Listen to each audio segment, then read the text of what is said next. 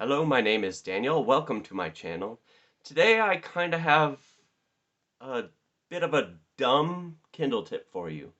Now I say it's dumb because it might be a little obvious and it might look a little dumb, but it worked really well for me and I kind of want to share it just in case it will help someone else out, maybe read a little bit more than they would have without it. So we're gonna go for it. Um, So, a little backstory before we begin. Earlier this year, I had kind of an extensive surgery that really took me out of commission for like at least a month. I mean, it took longer than that to recover, but for a month, I was pretty much just like shuffling around, not doing much of anything, could barely walk around, didn't want to like lift much or do much of anything. So it's probably why this summer I was also really like on point with my reading. Oftentimes I can get into a bit of a slump during the summer. This summer that was not the case. I just kept reading. Um, so the thing I was first reading when I was doing the initial stages of my recovery was kind of a big one. It was Otto Penzler's Zombies, Zombies, Zombies. This is an anthology of all of the best zombie short stories that Otto Penzler of, I think it's called the Mysterious Bookshop fame. He's a really good editor who compiles a lot of big chunky anthologies like this one. Um, the downside is they're big and chunky, and when you're recovering, that's really rough. So like this would pretty much just have to be sprawled out and me just reading it on my lap.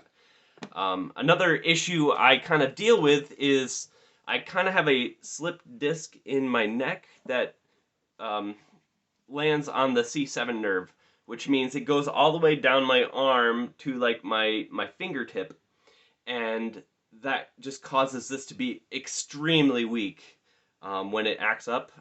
Fortunately, has it's been a while, but like I occasionally do still experience like some toughness just holding my arm up. And again, for reading something like this, that's a big problem. So I needed a solution. I mean, the obvious solution is e-reading. This is my Kindle Paperwhite. Um, love this thing, but there are some annoyances I have with this. This is nearly perfect. I do love the Kindle Paperwhite. However, when I'm reading, there's not much to grab onto like this. Normally, when I'm reading like a mass market paperback, which is like my favorite format, just because it's what I grew up with, things were cheap at the time, and it's what I'm used to. And you could do like the reverse Spock, where you just have like the spine here, and then these two fingers are like holding the page open, kind of like this. Anyway, that's like what I automatically do when I'm reading a paperback. I just hold it in one hand. This doesn't really work very well for that. There's not much to grab onto. On my old generation of Kindle that had like the keyboard, you could hold on to pretty much the whole bottom and it wouldn't be an issue. With the Paperwhite, there's not much to go on.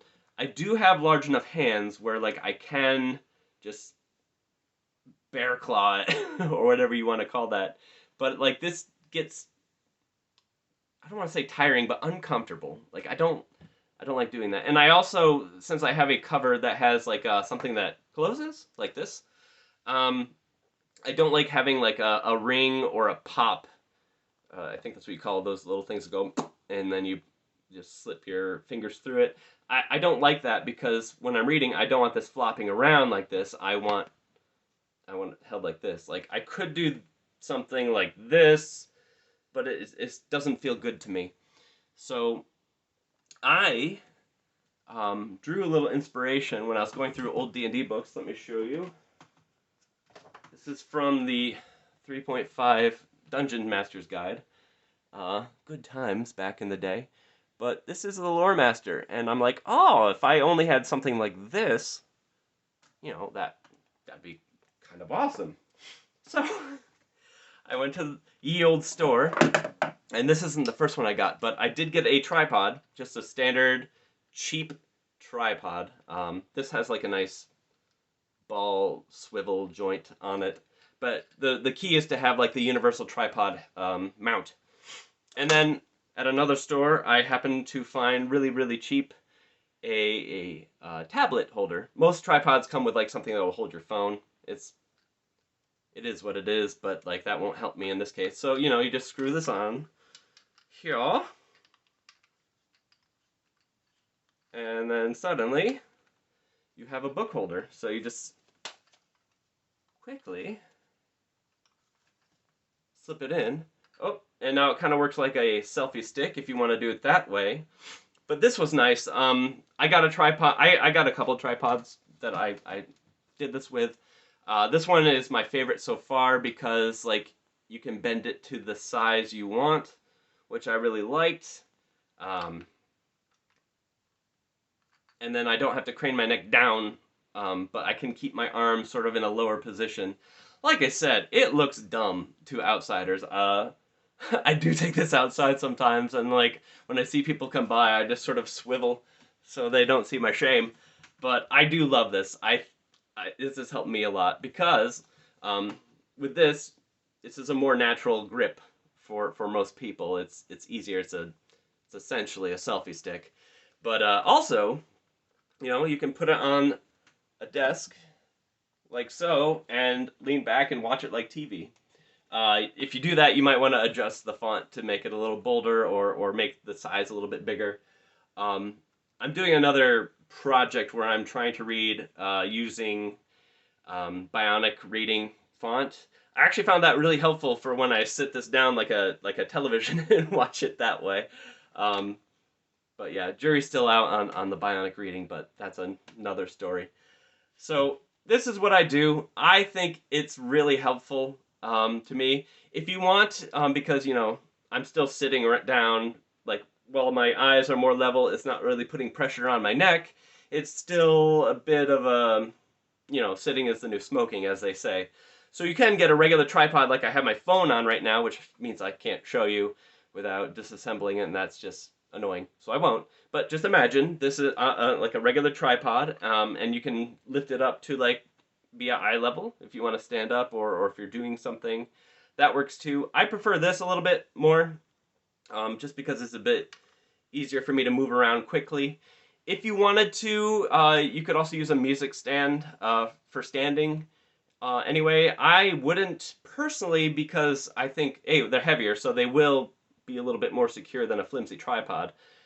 But like moving it around, which is, I move around constantly in my house, that would be a problem for me. Also, it's not clamping down on a music stand, so like it can go any which way, which I'm not super keen on. So this works for me. I think this is really, again, dumb, but really effective for me. So I thought I'd share. One last thing, based on like the illustration I showed you earlier from the D&D book, is there a way that you can think of, because I can't, so I'm stumped here. Is there something we can rig that would hold a paper book, much in the same way? Like putting it in something like that would like wedge it there would not be an issue, but like for turning pages, it would be horrible. It would completely like defeat the purpose of this being less work.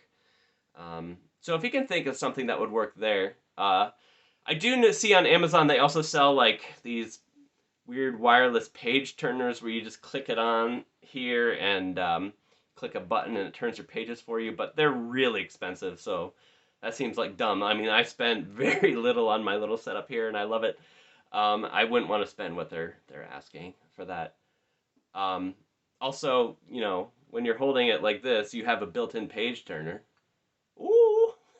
Anyway, I hope you found some value in this really dumb tip, but again, it's dumb, but I kind of love it. So if you can come up with an idea for paper books, for doing the same thing for when I'm having like a bad day, and I have a ton of paper books, but this really has made me want to read on the Kindle a lot more, especially for the big chunky books. Like this is the way to go for me. But if you can think of a way of rigging something up for like a paper book, that I'd be very interested in hearing about that. So anyway, that's all for today. Take care of yourselves. Bye.